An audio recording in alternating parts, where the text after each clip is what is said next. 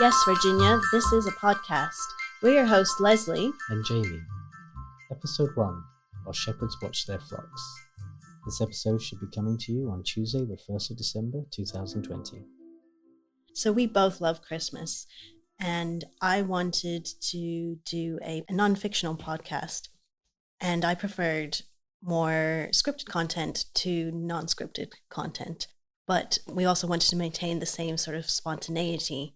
So we came up with a compromise, and that's sort of a structured approach. This includes a daily theme for each episode, which includes historical context, and we give trivia and facts and so on. And then we include regular items each episode, and these will include the historical background of a carol, recommendations within 3 media types, so film, TV, and radio, and then each episode will end on a joke. So one of the things that we love about Christmas is that it is so flexible to what I call the infinite dimension of Christmas. I always think that anyone asking what is the true meaning of Christmas is kind of missing the point. It can mean so many different things to so many different people, and that's why it's so great. It's so inclusive, it's so wide-ranging. Obviously, for many people, there will be a religious aspect to it, but there's also the secular Christmas and the need, I think, for a celebration in the darkest part of the year. I appreciate it's a Northern Hemisphere-centric view, but in the cold winter and in the darkness, Christmas really stands out as a bright light, and I think that's really great and something to be celebrated. Christmas brings so many people together, and whilst it may mean different things to different people, we all have that shared experience, and I think that's something that we'll explore in this podcast. So, yes, Virginia, this is a podcast. Where does that come from? So it comes from the celebrated newspaper editorial from the Sun newspaper from 1897. What it was, a young New York girl named Virginia O'Hanlon, her father had told her that if you see it in the Sun, and this is this New York newspaper, then it's so. So in 1897, she wrote into the Sun asking the editor, was Santa Claus real? She'd been told by her friends that he wasn't, and she wanted some confirmation from a trustworthy source of news. Mm-hmm. And the unsigned response came from Frank P. Church, and he affirmed that there was a Santa Claus. He said, "Yes, Virginia, there is a Santa Claus." And that has since become the most reproduced newspaper editorial in American history. Wow. So, full disclosure, as I said at the start of the episode, this episode should be coming to you on the 1st of December, but we're actually recording it back in August. So as we record this here in Manchester, it's Bank Holiday Monday. In the UK, it's the last day of August. And it's a typical British bank holiday in that it is cold, it is grey, the threat of rain is in the air. 2020 has been the year of coronavirus, and here in Manchester, we've been in lockdown for quite some time. We're still in semi-lockdown, so we have tighter restrictions than many other parts of the country, as we have quite a high number of cases. Leslie and I haven't seen family and friends in quite some time, and we're really not sure at this stage what's going to happen in December, where we'll be, whether we'll be together, or whether we'll be with family and friends. So that was another reason for us wanting to record this podcast, so as a way of bringing people together virtually, at very least, if we can't be together in person. The theme of this episode is Advent and the Nativity. Advent comes from the Latin word advenio, which means to come, and in the Christian calendar it's the 4 preceding Sundays to Christmas Day, which means it can start as early as the 27th of November or as late as the 3rd of December. And on each of those Sundays in Mass we celebrate or anticipate the coming of the birth of Jesus Christ. So people who are maybe not religious, they'll still know of Advent, and they'll know it perhaps primarily from Advent calendars. And you may be surprised to find that they're a relatively recent invention. They're from the mid-19th century. They come from the German Lutheran tradition. The first printed calendars that we have on record come from Hamburg around 1902. They were popular through the mid-20th century, but they ceased production during World War II due to cardboard rationing. It wasn't until the late 1950s that we actually get the form of Advent calendars with which we're most familiar, which is the chocolate-filled ones. I do like a chocolate-filled one. Yes, they definitely appeal to children who like chocolate. And we had a vegan chocolate Advent calendar last year, which was pretty good also. Yes, it was very nice. The first Advent calendar I can remember, maybe 6 or 7. It was a very traditional one in that the main picture was nativity scene. But I just remember being really excited about opening the little little door each day. Me and my sister must have taken it in turns, and seeing the picture behind it. And it was like traditional Christmassy things. So it was like a picture of a donkey or the Star of Bethlehem, a Christmas tree. So that was really interesting. In later years, I've been getting a Christmas calendar from the National Gallery in London, which tend to have winter scenes from art from the collection in the National Gallery, and that's always been quite interesting. So, another more recent tradition, which has kind of followed us into the digital age, are the advent calendars created by Jackie Lawson, which function in similar ways to the cardboard advent calendars. But instead of opening a little cardboard door and revealing a chocolate, each day brings a new animation, perhaps a recipe or new historical fact. Each year, the settings have become more and more elaborate. They've been set in an English village, in Cornwall, in the Swiss Alps. And each year they bring more information about sort of historical traditions from these places. And they have various games you can play. Jamie, you can speak to that. Yeah, they're really good. I recommend you Google it and see if you can get hold of one for yourself. So each day you'll have a new sort of activity to do, or there'll be a new animation, as Leslie said, and sometimes there'll be games. So one of the games is you're skiing and you have to avoid various trees. One of the games is like Bejeweled, where you have to obviously match coloured balls, but they're Christmas ornaments. And some of the things you can do are decorate the Christmas tree that's in the centre of town, and then it will appear in each subsequent day's animation. So it's really quite interactive, and it's actually quite a lot of fun to do. It's really one of my favourite things about Christmas in recent years. So Nativity is the story of the birth of Jesus, and I'm going to start off by doing a reading from the Gospel of Luke. In those days, a decree went out from Emperor Augustus that all the world should be registered. This was the first registration and was taken while Quirinius was governor of Syria. All went to their own towns to be registered. Joseph also went from the town of Nazareth in Galilee to Judea, to the city of David called Bethlehem, because he was descended from the house and family of David. He went to be registered with Mary, to whom he was engaged and who was expecting a child. While they were there, the time came for her to deliver her child. And she gave birth to her firstborn son, and wrapped him in bands of cloth, and laid him in a manger, because there was no place for them in the inn. In that region there were shepherds living in the field, keeping watch over their flock by night. Then an angel of the Lord stood before them, and the glory of the Lord shone around them, and they were terrified. But the angel said to them, "Do not be afraid, for see, I am bringing you good news of great joy for all the people. To you is born this day in the city of David a Saviour, who is the Messiah, the Lord. This will be a sign for you. You will find a child wrapped in bands of cloth and lying in a manger." And suddenly there with the angel was a multitude of heavenly hosts, praising God and saying, "Glory to God in the highest heaven, and on earth peace amongst them whom he favours." When the angels had left and gone back to heaven, the shepherds said to one another, "Let us go now to Bethlehem and see this thing that has taken place, which the Lord has made known to us." So they went with haste and found Mary and Joseph and the child laying in the manger.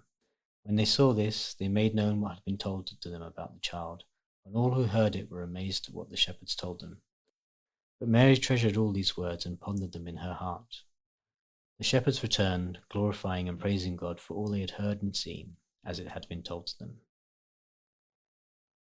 So I think the Nativity story is probably one of the most well-known stories, not just within Christianity, but outside of it.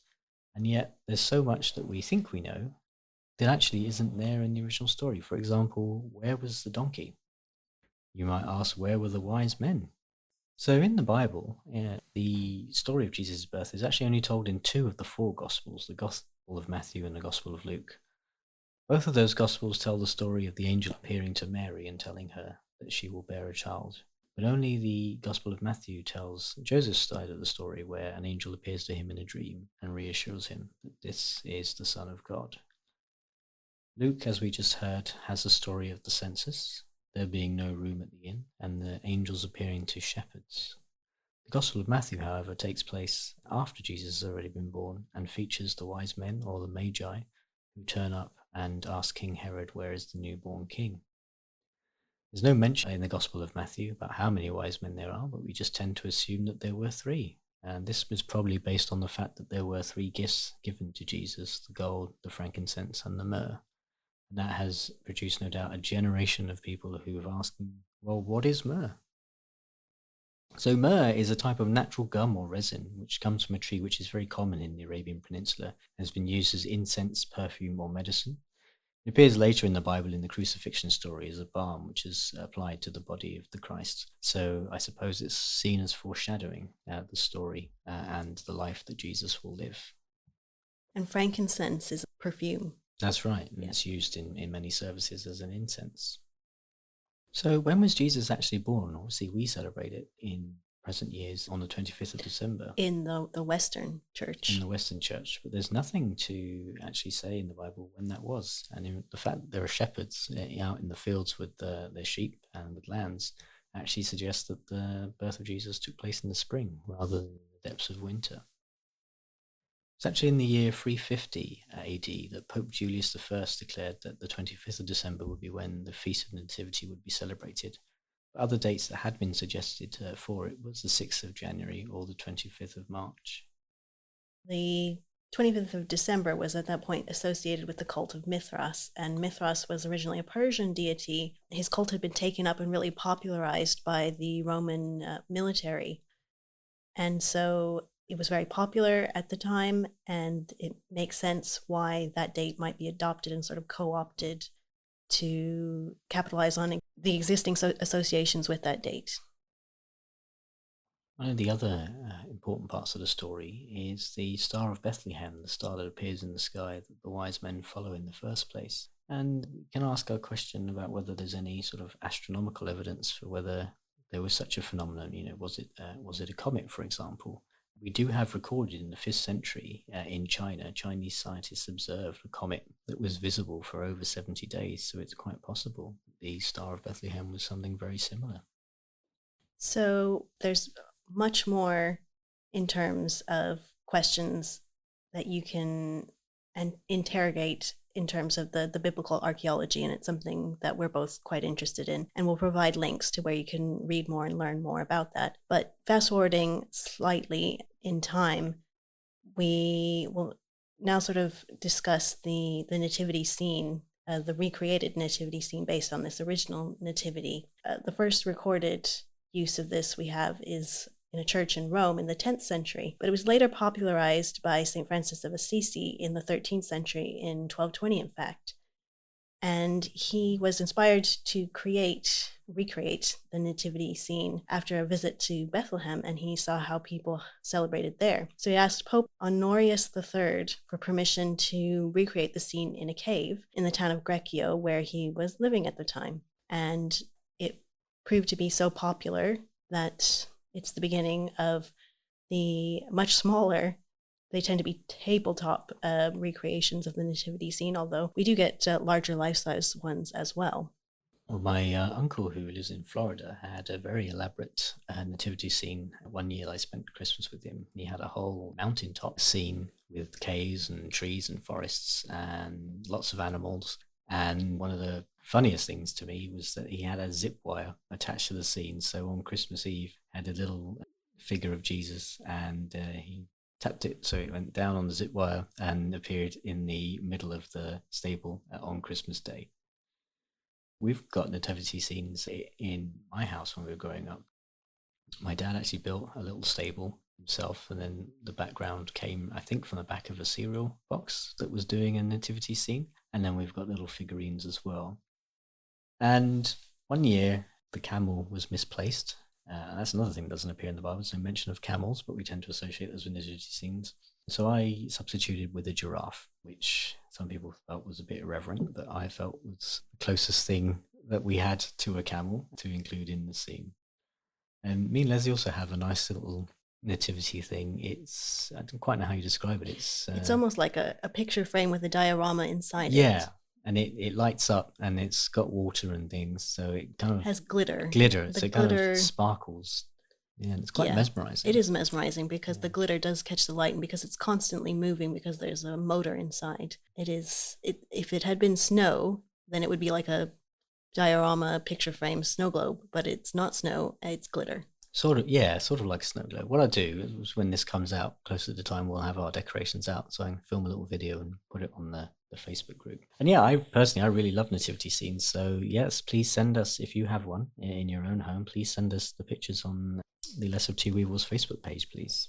So yeah, nativity art is something that I personally quite like a lot, and both classical and contemporary art. What's my favourite from classical is the Census of Bethlehem by Bruegel.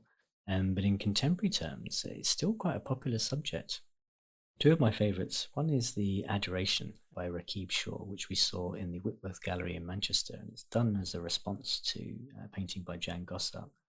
So it features a self-portrait of the artist in a kimono, which is a common feature in his work.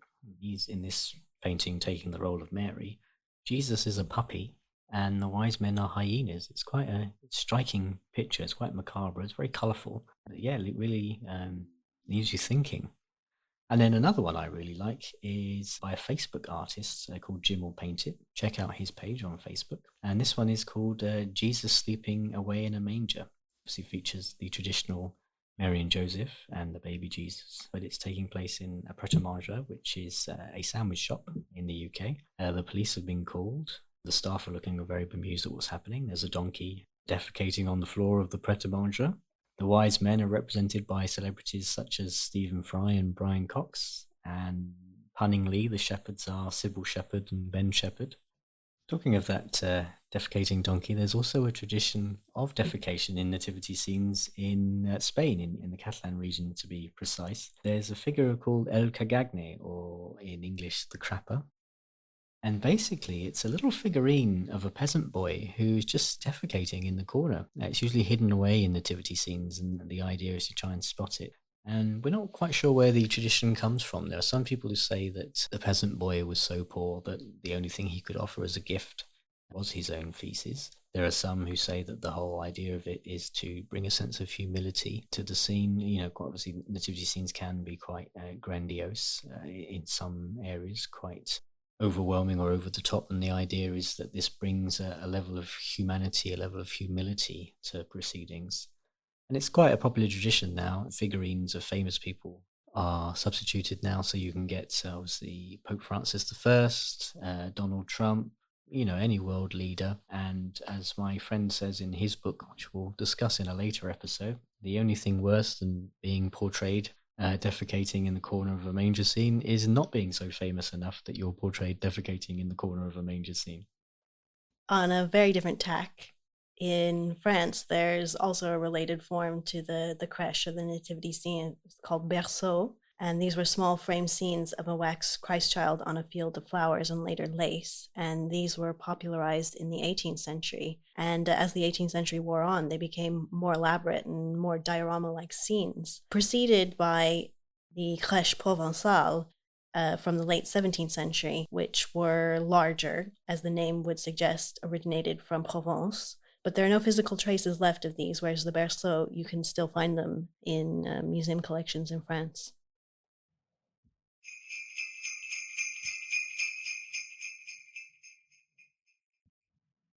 So, as we said at the beginning of this inaugural episode of Yes, Virginia, This Is a Podcast, we'll be looking into the history of a carol in each of the episodes. And these carols were chosen not so much by their popularity, but rather by the interest of the story behind them, in which case you may learn a lot about popular carols, but you also may learn about lesser known carols. And the carol we're talking about today is actually one of the more well-known ones. It's very well known here in the UK. It's While Shepherds Watch Their Flocks.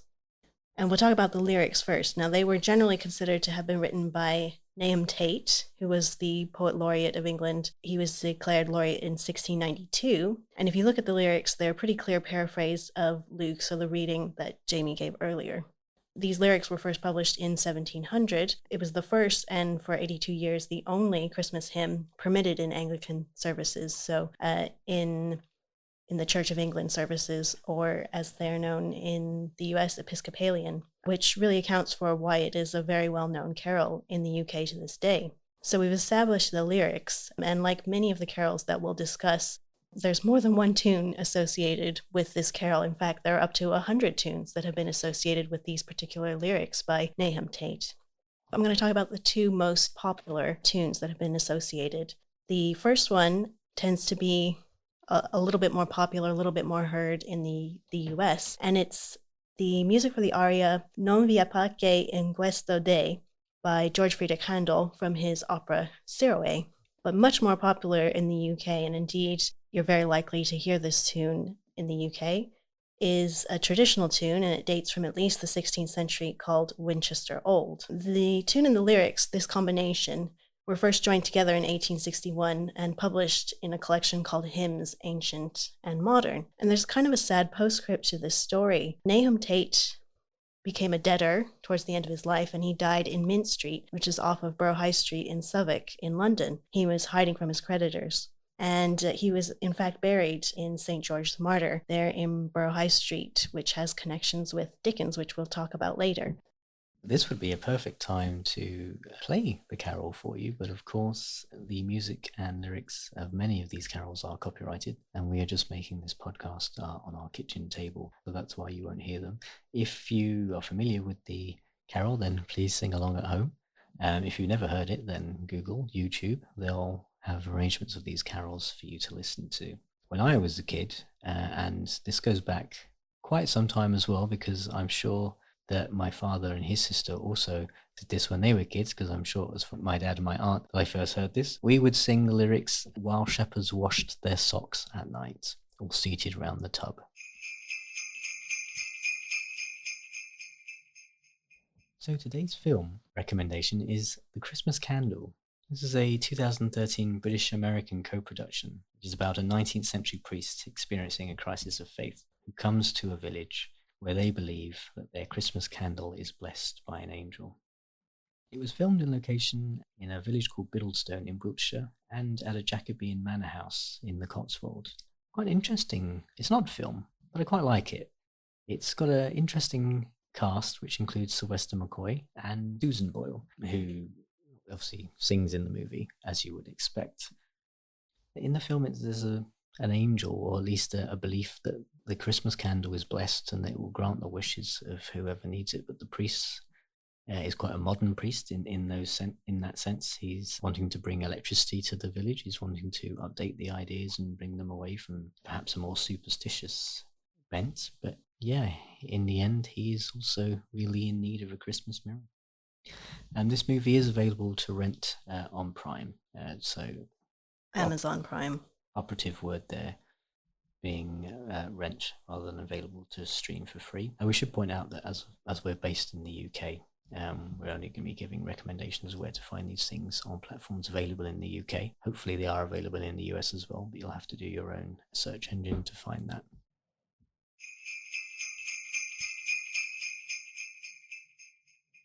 Our TV recommendation is On Angel's Wings, which was an animated short on the BBC in 2014. And it tells the story of the Nativity from the point of view of the shepherds, in particular a shepherd boy who is left behind to look after the sheep while the other shepherds go into Bethlehem to see the news proclaimed by the angels.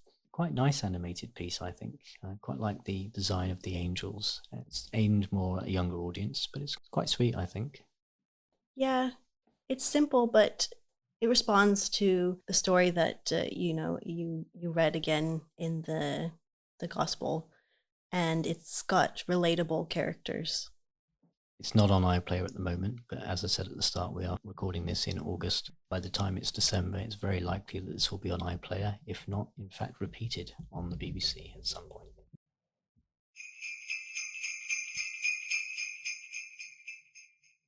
In our final media recommendation, I'll be talking about radio drama. And many of these radio dramas will be from what's called OTR, old time radio. Some of them will be more contemporary. The selection we have for today is called The Child is Born, and it was written for an anthology program called Cavalcade of America, which was sponsored by the DuPont Company, and I'll talk more about that when we have another episode later in the series. But it was written by Stephen Vincent Benet, who was a well-known poet. It was first broadcast in 1942, just a few days before Christmas, and in 1943, Stephen Vincent Benet died an untimely death of a heart attack. And so when it was rebroadcast later in 1943, it had a special address from his brother talking about how more than ever they needed the message of this piece because it was wartime. And indeed, it's a nativity story that is specifically designed to be told in wartime. It portrays Judea as an occupied country, so the Jewish people, their country being occupied by the Romans, which is historically accurate. And it's one of a number of dramas from that time period which use that kind of way in to the story, including A Room at the Inn and He That Should Come, which were both broadcast on the BBC in 1938. And it does have accessible characters. It focuses mainly on the innkeeper and his wife. And also it includes an appearance by the thief Dismas, who feels a connection with the child that's born, the child of the title. And this is, of course, foreshadowing for the story of the crucifixion, when Dismas will be crucified alongside Jesus Christ. You know, it's written by a poet. It's beautifully written, very moving, and it's definitely one of the more, it's not hackneyed or cliched, I would say. You can probably find it on archive.org. Yeah, I've listened to this. I do think it's very feels quite contemporary. Obviously, it was made in 1942, but I guess that's obviously a lot more contemporary than what we're used to in depictions of the nativity story anyway. But yeah, it feels very current, and as you say, really delves into the idea of what it was like to be in this occupied country, and looking for hope for a better future. Without giving too many spoilers, obviously also highlights the action that Herod took of massacring the firstborn or the young children in his desire to not be usurped as king. So that's quite a powerful bit as well.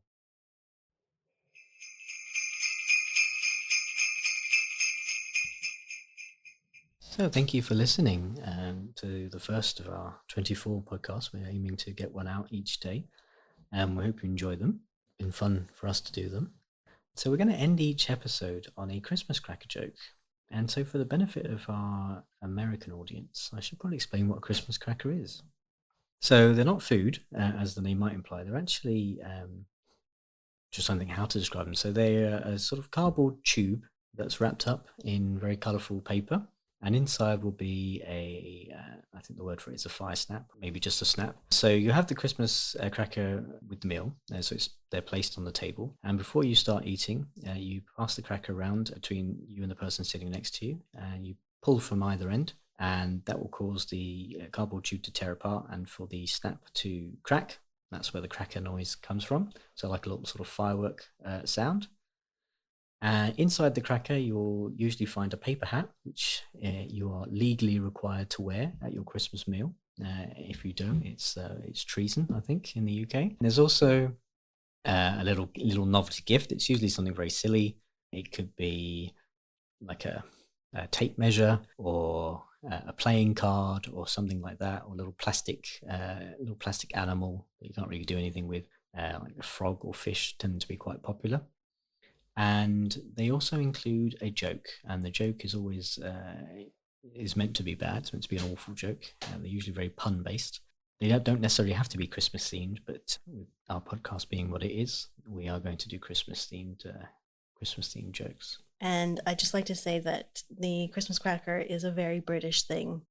I've never really found them outside of the UK. I only saw them on films before I came to the UK, and then I realized once I arrived that they're ubiquitous. They tend to be an integral part of the Christmas celebrations, and it's also meaningful in the sense that, well, one of our unique selling points for this podcast is that Jamie is British, I'm American, and we have that shared point of view on these Christmas traditions. So we're able to introduce ones that might seem familiar to a British audience, but an American audience may have no familiarity with whatsoever, and vice versa. Vice versa, yeah, definitely. Indeed, actually, I should point out I'm actually half British. I'm half British, half Colombian. So there's even an extra dimension there of some Christmas traditions, although I grew up in the UK and most of my Christmases have been spent in the UK. So it is very British flavoured, but there are occasional other things, and we will touch upon Christmas around the world in another episode. But yes, I have really enjoyed that as we've come together. We have incorporated traditions from my history and traditions from your history. And I think that's how these things should be. Yes. So I'll tell the joke, and this isn't scripted, so Leslie doesn't know in advance what joke I'll do. So she will try and guess the answer. So she may be right, she may not, but it's not set up that I'll give the joke and she'll deliver a punchline, or that she'll just be saying I don't know, and then I give the punchline. This is live in that sense. So without further ado, why are advent calendars going out of fashion? Why are advent calendars going out of fashion? Because their days are numbered? Because their days are numbered, yeah. Well done. So you've been listening to Yes, Virginia. This is a podcast. We hope you've enjoyed, and we hope you tune in tomorrow. Music for Yes, Virginia, This is a Podcast was provided by Junior 85, composition Christmas on an Island, under an attribution, non-commercial, share-alike 3.0 international license. The piece Sleigh Bells by Galler Music from freesound.org is also used under a Creative Commons attribution license. And Vortex wrote the piece Merry Christmas, and that is used under an attribution non-commercial license also from the Free Music Archive. Your hosts were Jamie Beckwith and Leslie Woodbridge. And this is a Lesser of Two Weevils production from 2020.